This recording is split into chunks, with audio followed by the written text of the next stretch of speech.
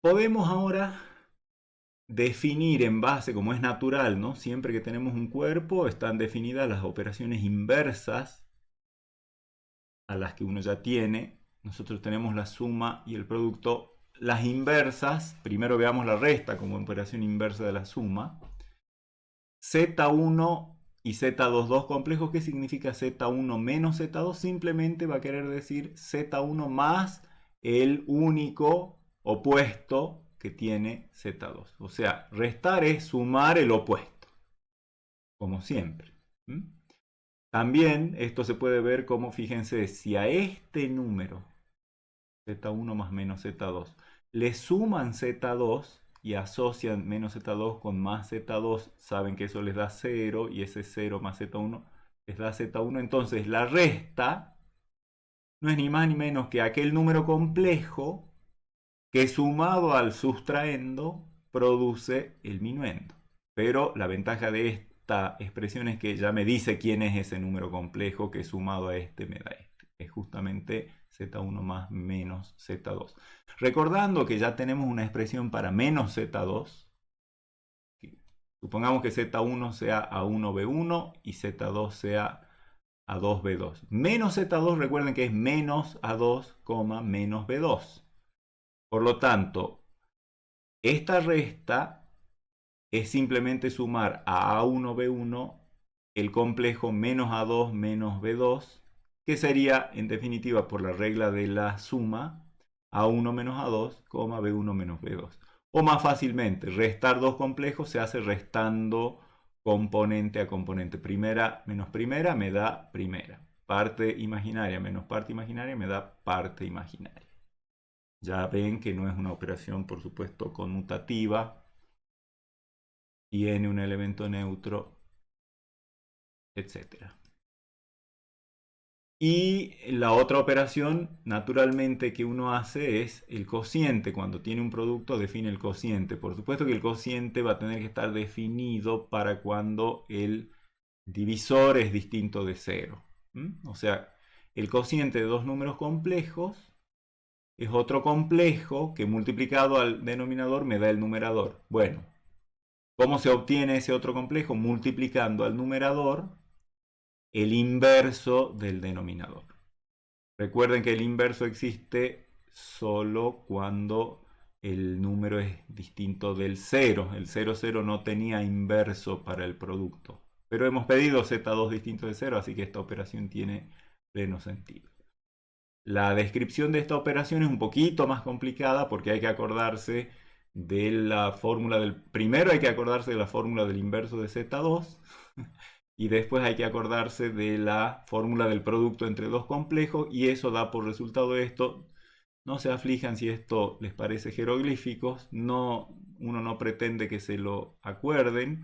Hay maneras mejores de deducir esta fórmula que sea simplemente acordándose de todas estas fórmulas que venimos viendo y la vamos a ver más adelante.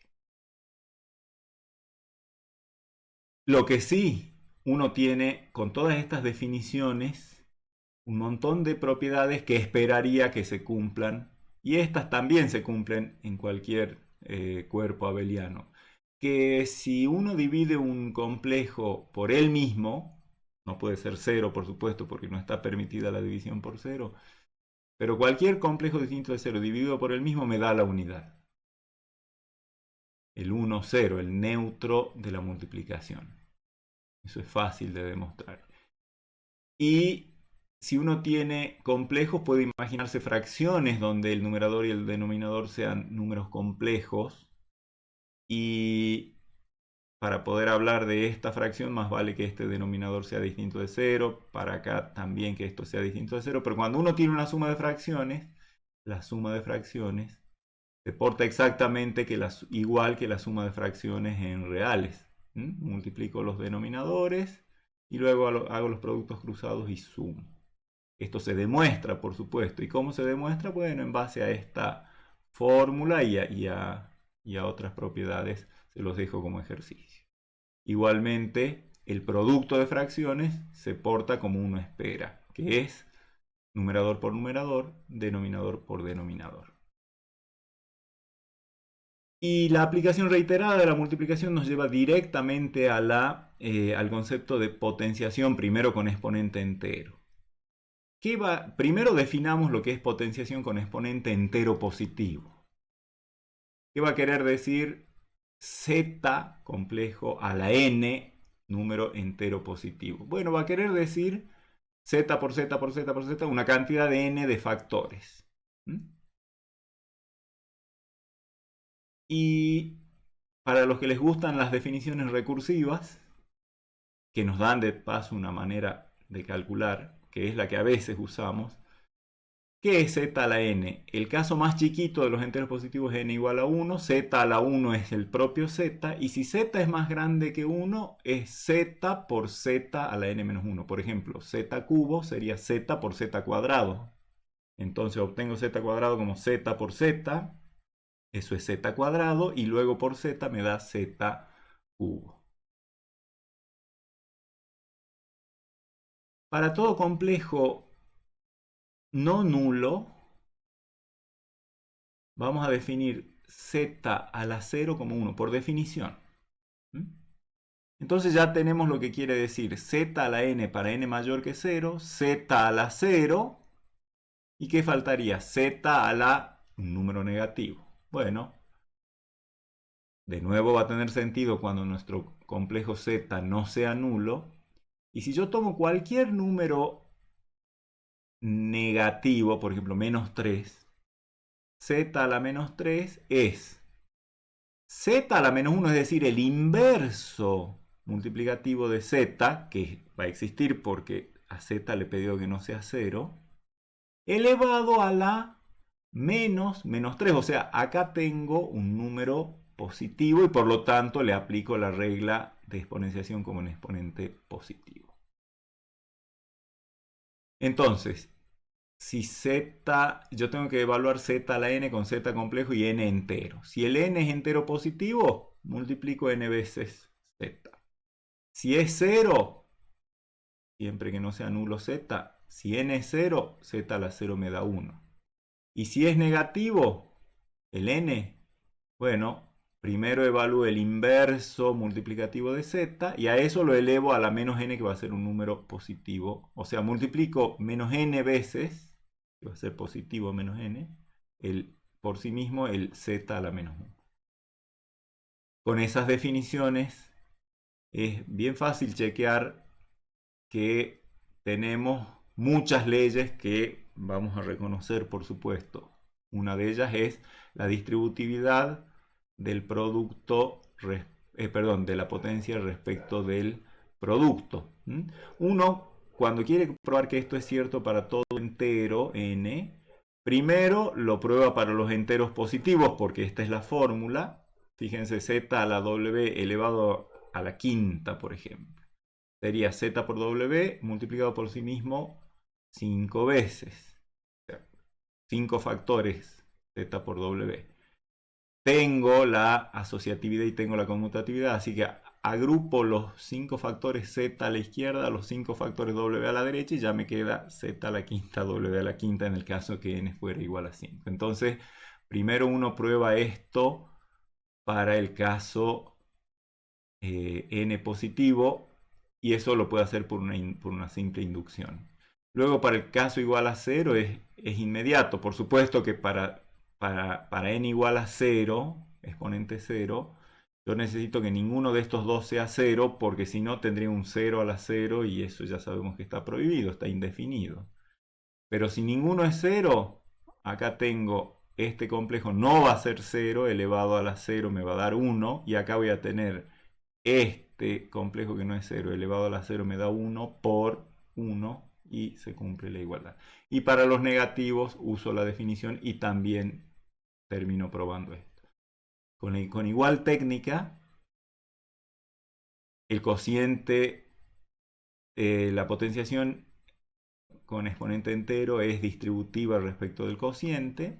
O sea, la potencia es distributiva respecto del producto y del cociente, ninguna sorpresa. Vale la ley de los exponentes, es decir, producto de potencias de igual base, se sobreentiende que z no es 0, es igual a otra potencia cuya base es la misma y cuyo exponente es la suma de los exponentes.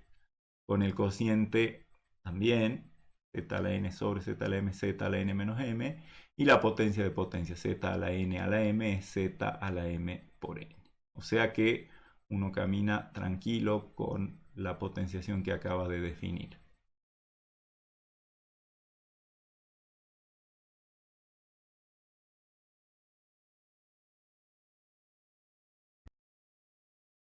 Bueno, veamos ahora un número complejo que es muy especial porque cumple una propiedad que es justamente la que quizás es la que más estimuló a este hecho de la aparición de los números complejos. Ese número complejo muy especial que quiero que veamos es el que tiene parte real 0, parte imaginaria 1. Se lo denota como i y se lo llama la unidad imaginaria. Si uno aplica la fórmula de producto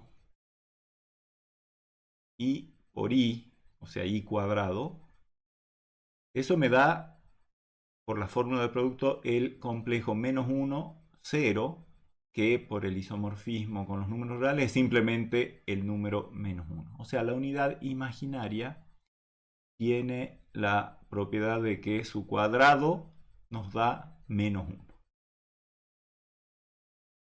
O sea que es uno de los números complejos que satisfacen la ecuación x cuadrado más 1 igual a 0.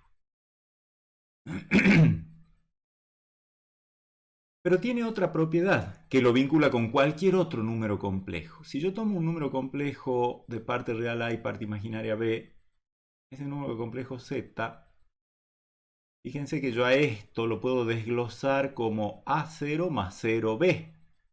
Es decir, si yo voy de acá para acá es muy fácil, sumo primera con primera a y segunda con segunda b. O sea que esto es cierto. Pero resulta que esta expresión 0b es lo mismo que multiplicar b0 por 0,1. Apliquen primera por primera menos segunda por segunda, todo eso se anula. Coma. Primera por segunda más segunda por primera, b por 1, b. En definitiva, esto es igual a e. A0 y B0 son A y B simplemente. Mientras que 0, 1 es I. O sea que todo número complejo Z se puede expresar sin necesidad de comas y paréntesis y demás como su parte real más B por su parte imaginaria. Pareciera que no hay, digamos, pares ordenados acá, pero subyacentemente está la idea de par ordenado, obviamente. Lo que tengo que advertirles desde ya, y es probable que al principio alguno meta la pata, es la parte real e imaginaria de un complejo cuando está expresado de esta manera, son números reales. Si yo veo esto, automáticamente me puedo remitir a esto y decir la parte real es A y la parte imaginaria es B. Lo que no debo decir es la parte real es A y la parte imaginaria es B por I. Porque B por I, ¿qué es B por I? B por I, o sea, B0 por 0,1 es 0B, que no es un número real. Por lo tanto, mejor que tenga cuidado con identificar y dejar a la I fuera de lo que es la parte imaginaria, porque I es un número que no es real. La parte imaginaria de este número complejo es lo que multiplica a I, pero es un número real. Cuando un complejo Z, que estaba escrito como AB, acá se dice que está escrito como par ordenado. Por esto llegamos a esta expresión en donde aparece una suma de dos términos, es como un binomio. Se dice que Z acá está, este mismo Z acá está expresado en forma binómica, decimos. O sea que, ¿qué significa expresar un complejo como par ordenado? Poner como par ordenado, o sea, paréntesis y separados por comas, la parte real y la parte imaginaria, que son números reales. ¿Qué significa expresar a Z como en su forma binómica? Ver su parte real ver su parte imaginaria y luego armar la expresión parte real más la parte imaginaria por i. A más b por i o a más i por b da lo mismo. La ventaja de las formas binómicas es que uno puede operar entre números complejos, es decir, más concretamente puede sumar y multiplicar sobre todo números complejos, como si se tratara de expresiones algebraicas donde hay una parte numérica y una parte literal para cada expresión. Entonces, a más bi más c más di no hace falta los paréntesis porque en definitiva estoy sumando 4 expresiones. Y junto a las que no tienen i, a más c, y junto y saco factor común las que tienen i. Saco i factor común, b más b. Por supuesto que si yo les pregunto esto, ¿a qué complejo como par ordenado corresponde? Ustedes van a decir parte real, a más c, coma, b más d. O sea, a, b más c, d es a más c, b más d. Esta es otra forma de escribir exactamente eso. Y con el producto es lo mismo. A más bi, bueno, con la resta también es lo mismo. ¿Sí? Los manipulo como si fueran expresiones algebraicas, sacando factores comunes i en la suma y en la resta. Y lo que no tiene i lo junto. En el producto aplico la propiedad distributiva. A por c, más a por d por i, más b por i por c, más b por i por d por i. Ahí me aparece 2 veces i, por lo tanto es i cuadrado. Lo único que tengo que hacer cuando hago el producto es acordarme que i cuadrado es menos 1. Y entonces, ahora esto va a ser menos b por d. Lo junto con a por c, me queda así. Y entre estos dos tengo un factor común i. Y acá tengo a por d más b por c. Ahora no es tan caprichoso este menos como nos parecía al principio. Al principio nos parecía, ¿por qué no hemos puesto un más acá si era más fácil? Pero la verdadera razón de que acá hubiera un menos es lograr que este i, que elevado al cuadrado me da menos 1, actúe de esta manera.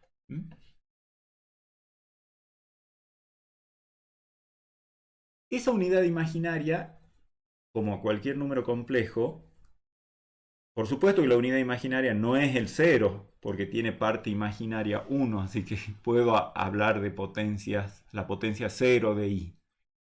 Y por definición, i a la 0, cualquier complejo no nulo a la 0 me da 1. ¿Cuánto vale i a la 1? Bueno, es el propio i por definición de potencia. ¿Cuánto vale i cuadrado? Menos 1, como sale de aplicar la definición de producto de i por i, 0,1 por 0,1. ¿Cuánto da i al cubo? Y bueno, podría decir que es i al cuadrado por i, la definición recursiva. Pero i al cuadrado es menos 1 y menos 1 por i es menos i. I a la cuarta yo lo podría ver como i por i al cubo o un poquito mejor como i cuadrado por i cuadrado, porque así es muy fácil. I cuadrado por i cuadrado es menos 1 por menos 1, o sea 1. Así que vuelvo, i a la cuarta vuelve a lo que es i a la 0. Por lo tanto, i a la quinta va a ser lo mismo que es i a la 1 y así sucesivamente. O sea que las potencias de i en general tienen 4 valores posibles, las potencias enteras de i. O el 1, o el i, o el menos 1, o el menos i.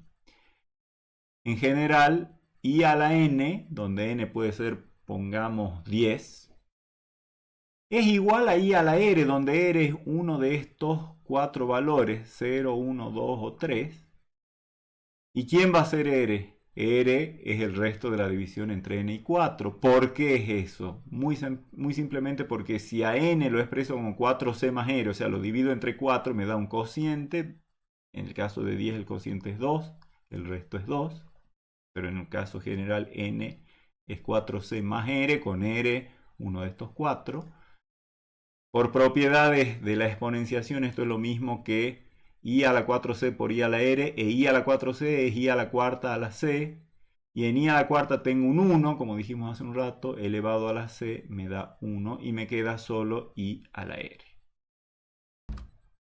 Bien, vamos a introducir ahora dos conceptos que son fundamentales para el desarrollo de nuestra teoría.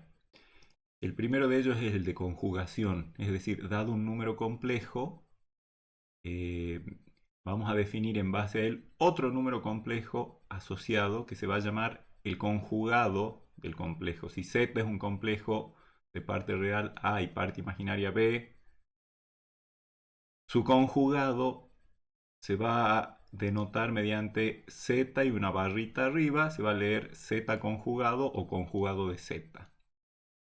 Y se define como el complejo que tiene la misma parte real y parte imaginaria cambiada de signo. Por ejemplo, del complejo 1, 2 o 1 más 2i, el conjugado va a ser 1 menos 2 o 1 menos 2i. Y va a ser, por supuesto, otro número complejo. Y el otro concepto fundamental es el de módulo del número complejo z, que va a ser simplemente la raíz cuadrada de el cuadrado de su parte real más el cuadrado de su parte imaginaria, la raíz cuadrada positiva. El módulo, por supuesto que con la terminología, con la notación habitual, z entre dos barritas verticales. Y observen ustedes que dado que A y B son números reales, al cuadrado son ambos no negativos, por lo tanto la raíz cuadrada está bien definida para cualquier número complejo y es un número no negativo, sobre el que ustedes tienen, por supuesto, varias sospechas de cómo se comporta, pero vamos a ver justamente en base a estas dos definiciones una serie de propiedades que nos van a servir después.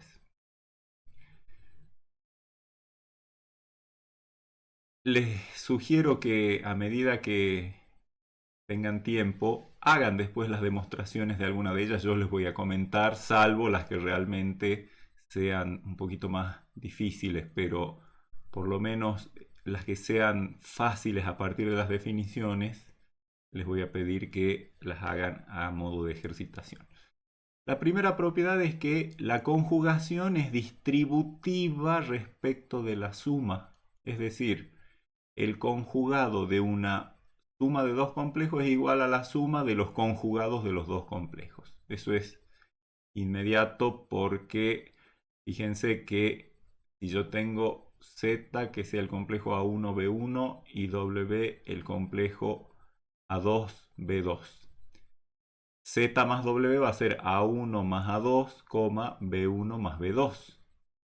Y su conjugado va a ser A1, A2, menos B1 más B2, o sea, menos B1 menos B2 va a ser la parte imaginaria del conjugado de Z más W. Mientras que acá a la derecha vamos a tener el conjugado de Z es A1, menos B1 y el conjugado de W es A2, menos B2 y al sumar esos dos complejos va a quedar parte real A1 más A2, parte imaginaria menos B1 menos B2, o sea, exactamente igual que esto. O sea, simplemente con tomar dos complejos genéricos Z y W y aplicar la suma y luego el conjugado y luego aplicarle el conjugado individualmente y sumar, van a ver que efectivamente estos dos números son iguales.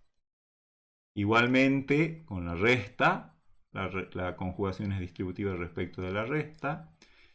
Respecto del producto también, acá hay un poquito más de cálculos algebraicos, pero háganlos, no es difícil para nada. Evaluar, como les decía, con complejos genéricos Z y W la parte izquierda y la parte derecha.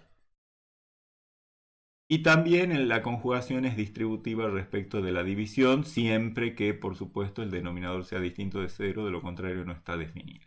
O sea que la conjugación se comporta muy bien respecto de las cuatro operaciones básicas que tenemos definidas, que son suma, resta, multiplicación y división. Es distributiva. Hay una propiedad fundamental que vamos a usar bastantes veces, que dice que si yo sumo un número con su conjugado, el resultado de eso es un número real, es decir, es un complejo con parte imaginaria 0. Y es el número real que corresponde al doble de la parte real del complejo Z. Si Z es AB, Z conjugado será A menos B, mentalmente podemos hacer esa suma, va a ser A más A, parte real, y B más menos B, o sea 0, la parte imaginaria, por lo tanto 2 veces A, o sea 2 veces la parte real de Z. No se olviden de esa propiedad. Siempre que yo sumo un complejo con su conjugado, obtengo un número real que es el doble de la parte real de Z. Con la resta pasa algo parecido, pero cuando yo resto un complejo con su conjugado, digamos AB menos A, menos B. Se me van a anular las partes reales, va a quedar 0 la parte real. Y la parte imaginaria va a ser B menos menos B, o sea 2 veces B. Por lo tanto es un número imaginario puro, por eso aparece el I acá, y su parte imaginaria es 2 veces la parte imaginaria del complejo Z. Nuevamente les recomiendo que hagan el cálculo. Eso en relación a la conjugación. Y en relación al módulo, bueno, lo primero que ustedes se pueden dar cuenta es que hemos dicho que el módulo de un complejo es un número real no negativo. Eso quiere decir que es 0 o estrictamente positivo. Va a ser 0 solo cuando y solo cuando el complejo sea 0. O sea, el único complejo de módulo 0 es el 0. Y eso es muy sencillo, o sea, la implicación de vuelta, que si z es 0, o sea, a y b son 0, por lo tanto el módulo de z haciendo la cuenta me da 0. La implicación de vuelta es fácil. Pero la implicación de ida uno puede hacer por contrarrecíproca y decir, si z no es 0 es porque a o b no son 0, quiere decir, uno de estos dos es distinto de 0, por lo tanto su cuadrado va a ser mayor que 0, al sumarle lo otro no va a seguir siendo todo mayor que 0 y por lo tanto esta raíz cuadrada va a ser estrictamente positiva. O sea que si z no es 0, el módulo de z no es 0, que es el equivalente a la implicación de ida. Acuérdense bien entonces, eso es una propiedad que después va a resultar fundamental a lo largo del curso, que es que el único complejo que tiene módulo 0 es el 0, todos los otros tienen módulo mayor que 0. Una propiedad bastante esperable es que si yo tomo un complejo Z a B, le calculo su opuesto, que ya sabemos que es menos A menos B, el módulo del opuesto va a ser la raíz cuadrada de menos A al cuadrado más menos B al cuadrado. El cuadrado va a comer el signo menos y va a quedar la raíz cuadrada de A cuadrado más B cuadrado, o sea, el propio módulo de Z. El módulo del opuesto es igual al módulo del complejo original. El módulo del conjugado también, porque el conjugado, fíjense que si z es ab y su módulo es a cuadrado más b cuadrado, el módulo del conjugado va a ser raíz cuadrada de a cuadrado más menos b al cuadrado. El cuadrado elimina el signo menos y por lo tanto el módulo del conjugado va a quedar a cuadrado más b cuadrado, igual que el módulo de z. Son muy fáciles todas estas propiedades. Si yo tomo un número complejo cualquiera y le calculo módulo con esta fórmula, eso va a ser igual que el mayor o igual seguro que el módulo de la parte real.